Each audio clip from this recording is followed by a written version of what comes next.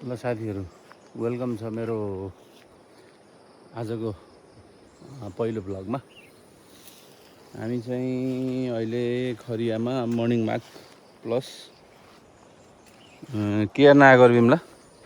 सालको पात टिप्न। खै कति टिप्यौ देखाउ त। मैले यति टिपेछु, राम्रोसँग टिप्न त आउँदैन, ट्राई गर्दैछु। आज हाम्रो के अरे साउने धार दिने सामने धार दिने सालको पात चाहिँदो रहेछ, त्यही भएर हामी दुईटा भएर। ल त्यही त बुढी सालको पात टिप्दै म मोबाइल तेर्साउँदै भनिदिँदै होला नि।